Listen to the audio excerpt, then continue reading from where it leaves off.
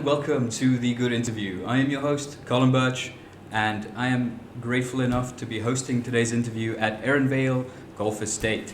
It's a beautiful view, ain't it? And today I have with me the founders of the Boys Night Project. It's a real interesting episode. So, on my left, I have Shane McMeekin, and right across from me, I have Gregor Wille. Thank you so much for joining me, guys. And let's kick it right off. How are you doing today in this hot weather that we're having? Yeah, listen, I'm glad we've got air conditioning. I woke up with a bit of a frog in my throat this morning. Typical of when you need my voice, but no, all is good. And it's nice to be here with Gregor and you guys. And let's give it a go. All right. No, I'm glad to hear it. So, let's just let's start at the beginning, shall we? Where else should we start? Good place to start at the beginning. So, how was the Boys Night formed exactly? What was the initial vision behind it? Well, let me say that this was just sort of almost still during the COVID period. People, I thought, were tired of looking at each other, looking at the same walls of their houses, looking at their spouses, wives, kids. And decided to, start a group where we'd go out. Once a week we'd meet, once every second week, just for a few drinks and just to get out and enjoy this beautiful area and place that we live in. So that's really how it started. It started with 16 or 18 odd people, and that was the beginnings of what it has grown to now. All right. So the initial vision was just to essentially socialize, to network post-COVID. Exactly. All right. Yeah, look, I think what we'd noticed at that time, there were quite a few guys who'd lost family members, who'd lost businesses, guys that were struggling with mental health as a result of COVID. And this initial group was really just a group of mates. And the reason it's called Boys Night is because that's what Gregor called the WhatsApp group. The WhatsApp group was called Boys Night. So we decided to keep that name. It's authentic. Some of the wives get a bit nervous when they see Boys Night. Yes, because they think it's a dodgy boys' night out, but it's not. It's just a group of mates got together, started to help each other out, and it's just really grown from there. Yeah. So it's also grown into a platform for philanthropy. And how exactly did that shift come about?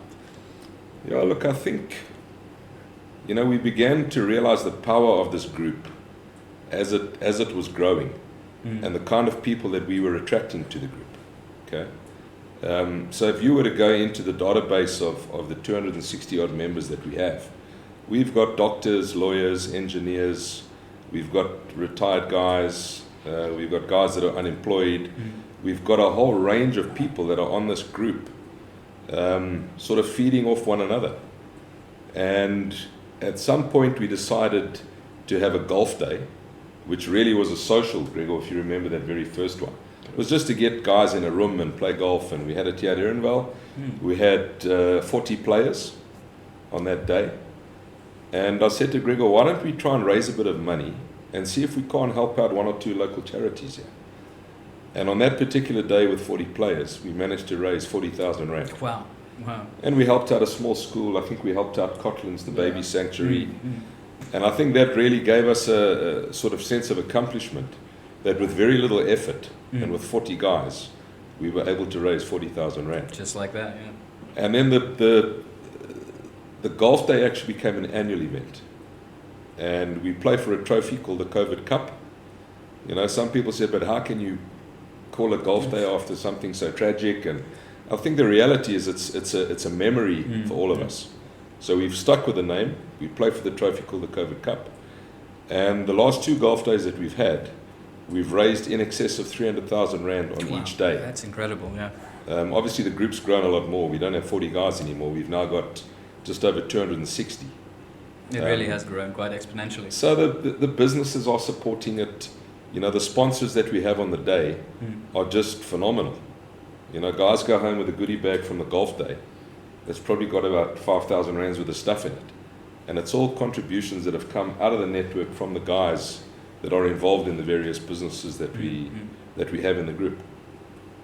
I see. So that's again the benefit of that networking and having people in all these different occupations and places, so that you can actually manage to scrounge around and find exactly what it is that you need. Look, I think the other thing that stood out for us was that there are a number of local charities that are in need. Some of them get a lot of funding. Some of them are borderline and are about to close because they can't get funding. And if you work in that space, it's quite a difficult thing to get right. Yeah. Because there's a lot of people looking for money, but there's also a lot of snakes out there that are looking for opportunities. And really that got us thinking, if we're going to raise money, let's use that money that we raise for local charities. Charities in the Helderberg Basin that could really do with support. And that's really where the whole philanthropy thing started. Okay. We realized, as a group of guys, we can actually make a difference.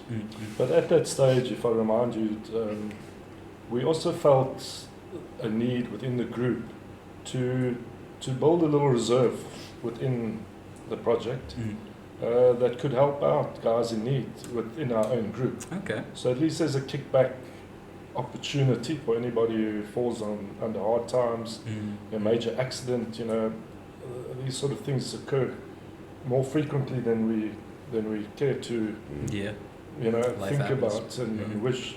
So it sort of started going three ways. It was having fun with a few boys, like-minded. Golf happened to be the one sport that sort of included everybody that we have on this group. I think every one of them plays a bit of golf, different levels. With most of the 90% of them enjoy having a beer or two, and then you've got the philanthropic side, of looking after and getting the joy out of supporting various institutions that are in dire need, and having a backup plan or a backup fund which could help any of the boys in need, any of the men in our group that may be in need. Yeah. All right. So what I'm hearing here is there's a very strong emphasis on this community, right? It's based in the Helderberg area. We also said, we're a bunch of men who have, who most of whom could choose to go live somewhere else in the world, but we choose to stay here, and whilst we do that, to make it the best that we can, or to do the most that we can, and make it easy for us to live here. Make sure it works. Make sure wherever we can make a difference to make that difference, as opposed to wanting everybody else to make the difference for us. Change starts with us, right? Yeah, 100%. And so, when you, or how can I say, why do you think it is important to then cultivate that sense of giving back, both to the local communities and that as well? Would that be your answer then for that? It's because it's necessity in... Well, that's absolute necessity. There are enormous amount of fundraising institutions around the country, to the point that it's a difficult thing to say, but things need to change. We can't have as many people in dire straits as there are at the moment.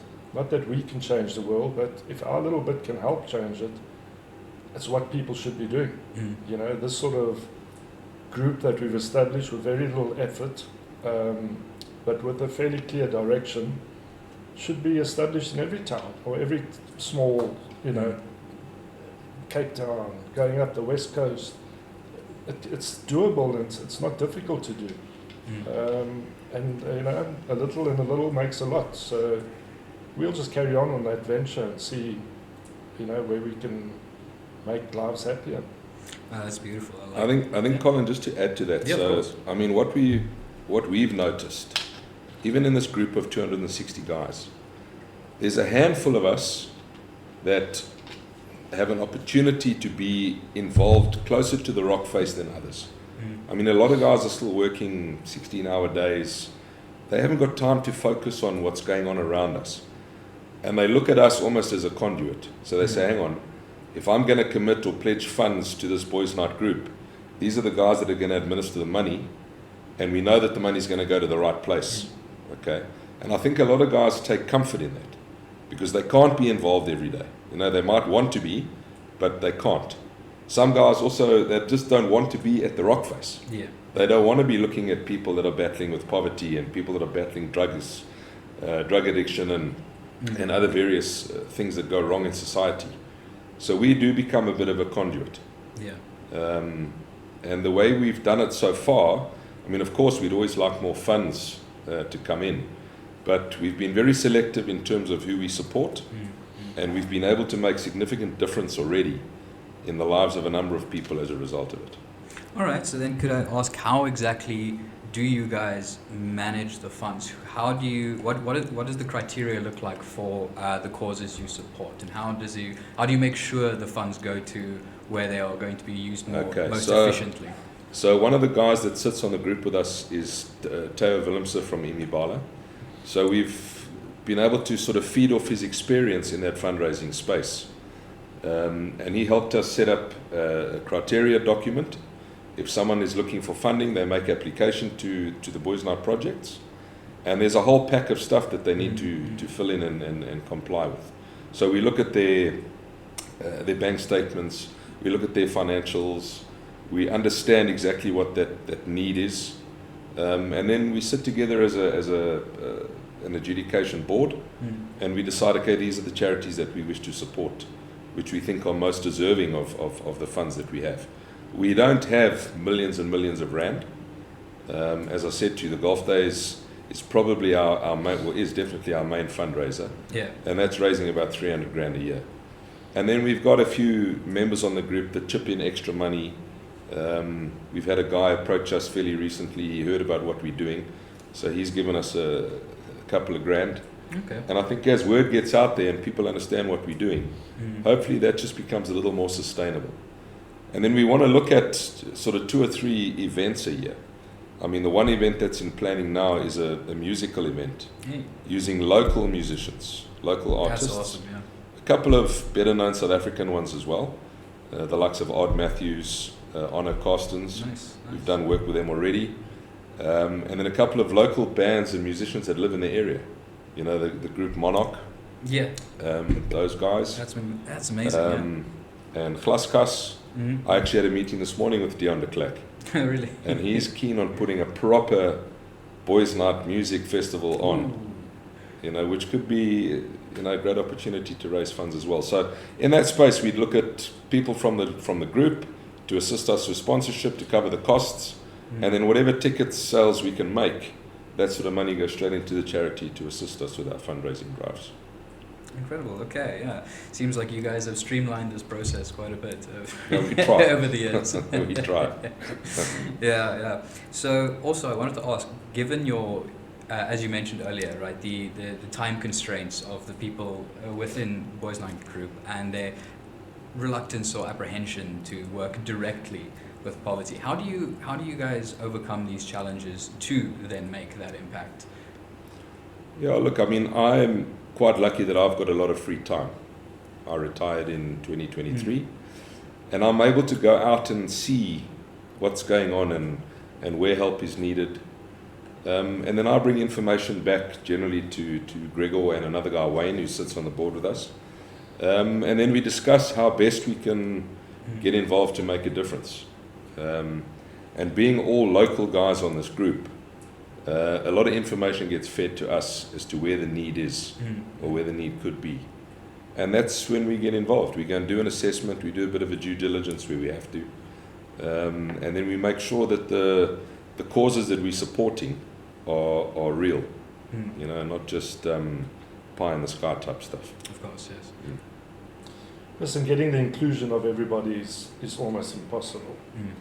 You know, you have this this factor of within setups that are voluntary, where it's my belief that half the people do 100% of the work. So there's no question there are guys in our group that don't participate very strongly. They don't support the fundraising. But you know what, we're not going to single them out. We're not going to go that route.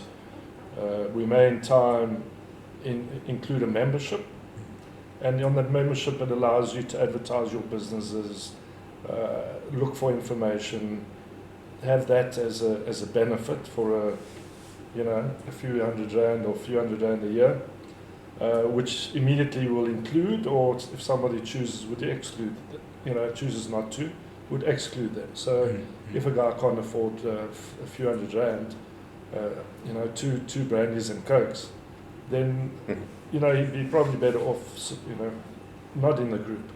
So we will be moving sort of that direction pretty soon. All right. Because it's not all about numbers, it's about end result of what you're trying to do. So difficult to include everybody. Some have very difficult and time consuming jobs. But you still find that those guys participate. There's never an excuse to never participate. Yeah. But to do what we're doing on a weekly basis does take a bit of time. We're not too hard pressed in other areas, so it's sort of a pleasure, a privilege to be able to do it. Well, look, I think on the flip side of that as well, and I'd like to give you an example of how the networking on this group is so powerful. Yeah. So we had a call on a Sunday morning, or a message put on the group on a Sunday morning. It was probably about a year ago now. And the message just said, does anybody have a friend or a contact in Hamburg in Germany? My nephew's got himself into trouble, I need help. I mean, a message like that goes out to 200 people could be construed in 200 different ways. Okay? So I got hold of the guy that posted the message. I said, just give me a little bit more info, what's happened here? And long story short, his nephew was touring Europe on his own. He arrived in Hamburg on a Saturday afternoon, ended up in a bar, had his drink spiked, woke up on Sunday morning. Thank God he still had his phone. Okay, but he'd lost everything, his luggage, his passport, his wallet, everything, but he had his phone. So he could make contact with his uncle. Okay. And I said, well, what do you want to happen here? He said, Shane, I need someone to get 200 euros into that kid's hand that can tide him over until Monday morning when the banks are open in South Africa, and I can make a plan and reinstate his account and do whatever. And through this network, within 2 hours, we had a human being walk up to that kid in a bus shelter in Hamburg and hand him 200 euros.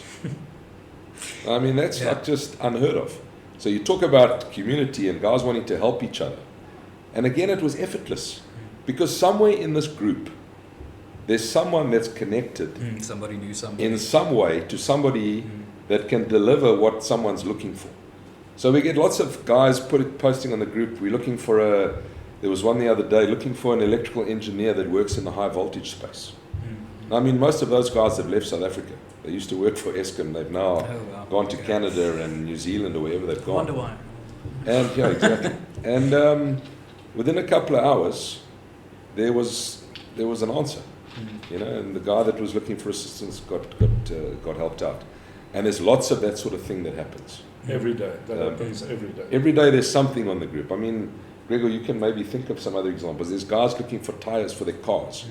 So we've now got a tire contact on the group who gives us discounts.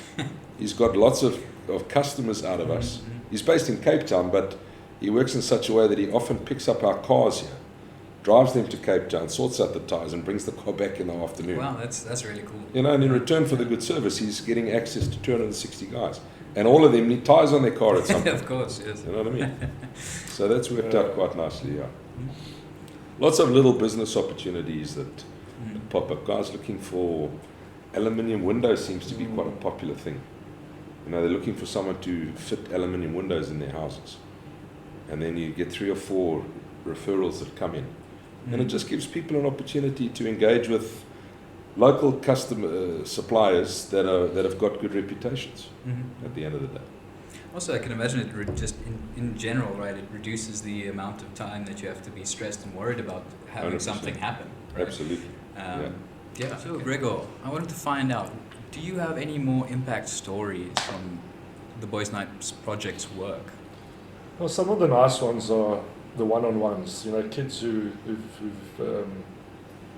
either sport or academically have been offered to tour or have have made a first team or a provincial team at school that just simply don't have enough money to make the tour. Where we put out a notice like that, and seriously within a day the kid is sorted out.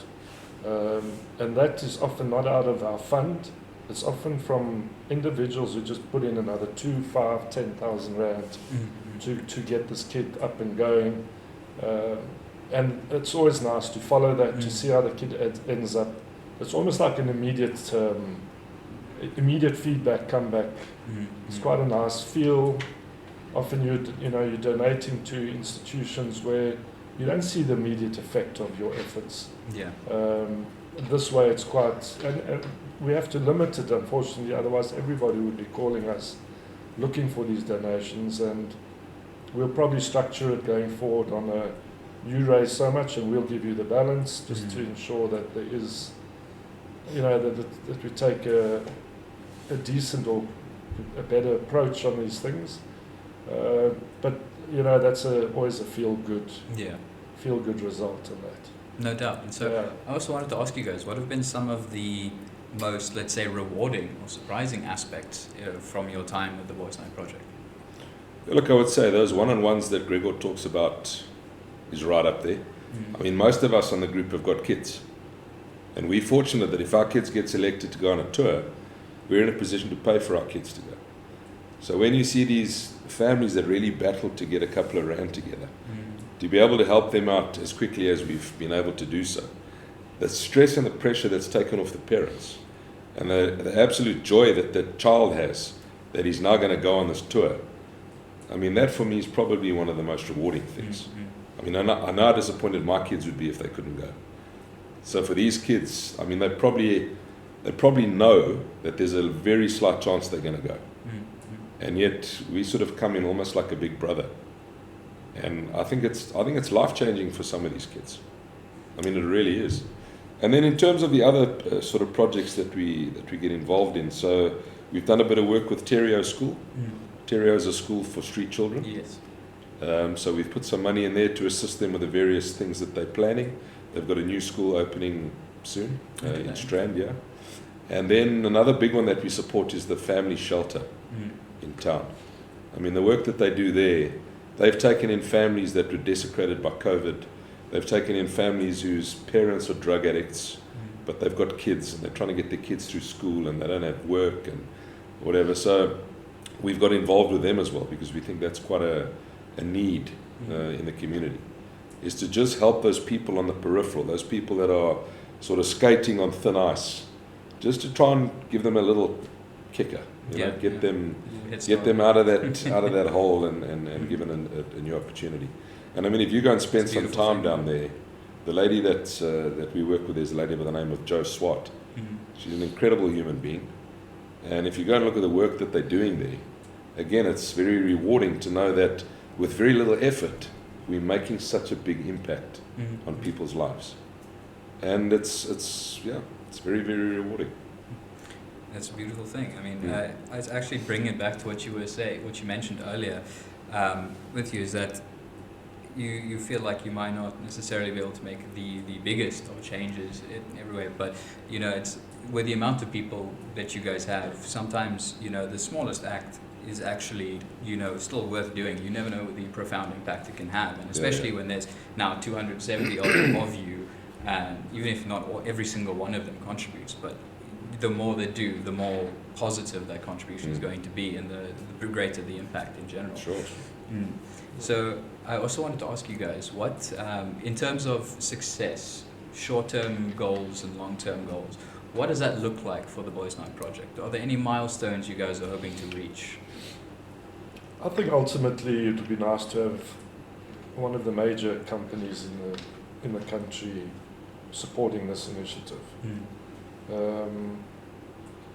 It's not a have to, but it would be a nice to. Vodacom, Woolworths, Checkers, one of the big institutions who feel similarly. But I do understand that all of those already, support so many funds, support so many fundraisers, that is difficult, and so do we. You know, I think all of the guys that are on our group probably donate money to various funds through the year. So that would be a nice to have. It would change what we are able to do. You know, we could be far more meaningful. But yeah, we see how it goes. Yeah. So the one process we are busy with is we've got an application in to become a PBO, which is a public benefit organisation, Awesome. which has certain tax benefits for the non-profit company, which is a properly registered NPO or NPC. And once we have that PBO, then guys wanting to support us from a business perspective can get the tax benefit. We can issue the 18A tax certificates. And hopefully that encourages some of the corporate guys or corporate members of our group to sort of be pushing funding our way, knowing that it's going to a cause within our immediate surroundings that we all really love and enjoy. You know, there's nothing like protecting what we have. 100%. I mean, you just look around here. Where in the world would you rather be? Well, that's a decision we made, is to support local. Yeah. It's where we live. We can't change everybody's lives in South Africa. We can change people's lives in the beautiful bowl that we live in here. So that's been purposeful, and we'll continue searching and looking at people who need money in this area, and making it a better place, making it a safer place, making, I mean, who doesn't want to live here? Yeah. Yeah, right. It is next level, especially when you sit here and you just look around here. I mean, this is crazy, man. Yeah. No, it is truly. And Gregor, I also wanted to find out from you, what do you think, looking around, are some of the biggest obstacles that are facing our communities, and how do you think we can overcome them? It's a tough ask. Unemployment is the single biggest negative factor that we face in this country. It's reported that our unemployment is around 35%. Other indices show it to be more in the high 40%. And to be honest, if that doesn't change in the next 5 to 7 years, something will break, because we don't have the government industry, we don't have railway lines, we have very little employment being encouraged or through the government projects. And for me, it's short term, the quicker the government can realign itself and start putting out these big projects, spending their money wisely, employing people, we face a serious challenge in this country. Everyone does. Yeah. So that is scary. I think if we can overcome that, this country will be second to none. So, to living. We've got to probably control a little bit immigrants that are coming in, because there's no doubt it has an effect on the local community. So yes, this is what faces us. Unemployment, which obviously is the creator of all the low-cost housing that and where people stay at the moment. You can't even call it low cost. And something has to change there. And hopefully, and it's my opinion, that only the government can get this back on track, or start the to initiate this to get back on track. Yeah. Interesting. Okay. And I mean, I would agree that the government has its place, and it does need to. It needs to do what it needs to do to help the country grow and prosper. But it's also up to the citizens to a certain degree to do what is in their power to, just on a daily basis, to help where they can. And it's not something that's simple. It's just going to be sorted out immediately. But together we would be able to do it. Yeah, sure. Look, I think we're starting to see more and more of that. When you've got a group, although we like-minded men, the group is quite diverse in terms of the individuals that are in it. And there are some guys that want to be involved and make a difference. And there's others that just accept that we have all this beauty around us, and therefore life is good and let's enjoy it while it lasts. I think one of the biggest challenges for us is to get the guys on the group to actually be more physically involved in what we are doing. Because there's some highly influential people in this group. And with respect to a lot of them, they don't understand the power they have. So it's not because they're useless and they don't want to be involved. They don't understand the power that they have to make a difference. I mean, I used to be one of those guys. I've now realized that with very little effort, I can make a big difference. And if I can do it of all people, then there's people on this group that can make a massive difference. And that's certainly the way that I look at it. I'd love to see a lot more direct involvement from the guys on the group. You know, also taking a bit of initiative and doing stuff to help around in the community, rather than waiting for us to sit and find projects to support or whatever, you know.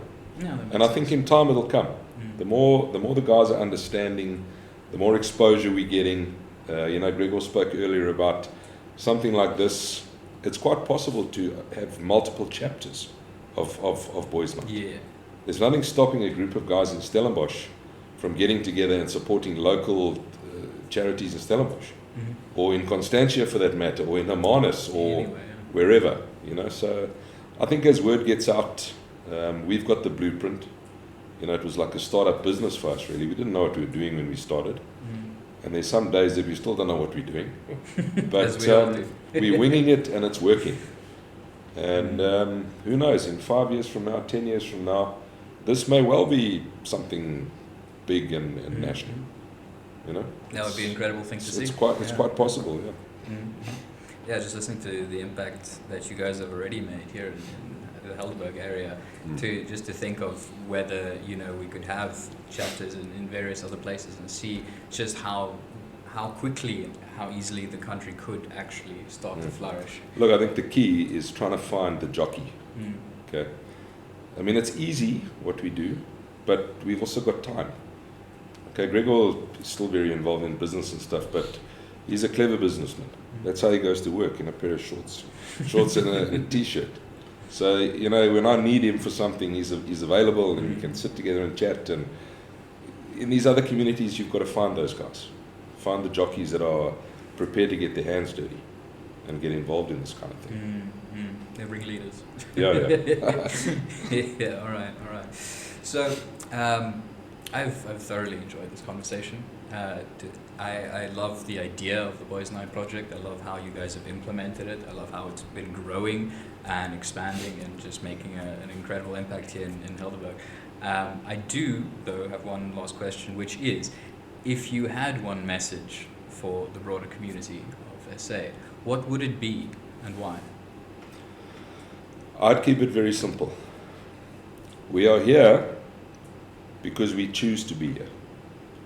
If you choose to be here, be prepared to do something that's going to make a difference, that's going to fix the problems that we have in this country.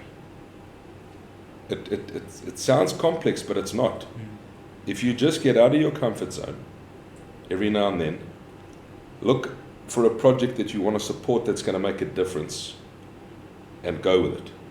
You know, if people want to get involved in the Boys Night, they need to get hold of one of us. We can share information as to what we do, how we do it, why we do it, where we do it. And if guys choose to support something like what we do, then that's the way to keep this forward momentum. But everybody needs to understand that we're here because we've chosen to be here. If we're going to stand back and let everything fall apart around us, what is the point? Then I might as well exercise my British passport. You think he's got a German passport or Russian passport, or he's probably got 12 different passports. We could go wherever we want, but we choose to stay here. So if you're going to stay, make a difference. That would be my take, Greg. I don't know what yours. I think that's the motto of our group. And just added to that, join us, put yourself around a bit, be prepared to show true altruism, and have fun at the same time. Get the benefit of kickbacks, get the benefit of the union, of our association. What's there to lose? You want to live here? Let's do it together. Yeah, let's make a difference together. I really like that, especially the fun part as well. I think a lot of need the to time have we're fun. so serious that we forget to, Have to Well, have listen, fun. we do still have these smaller events. yeah. So we're planning one now. One of the guys in our group owns the Arbrew Bar on Lawrenceford, the bar there with all the cars in it. Yeah. And he's a very festive guy, old Linton. And we get together there for braais. Just really? impromptu. Guys, you don't have to RSVP. We're having a braai on this day, and the guys just arrive, they braai, we have a couple of drinks. Linton rotates the cars in his museum there, so we go and check out the new cars when we can. Nice. And it's that sort of fun element. The music festivals that we have. We had an Odd Matthews concert here in October the year before. And we had 250 people, 225 people in that Arbrew area Nice. with Odd Matthews and his drummer jamming for us.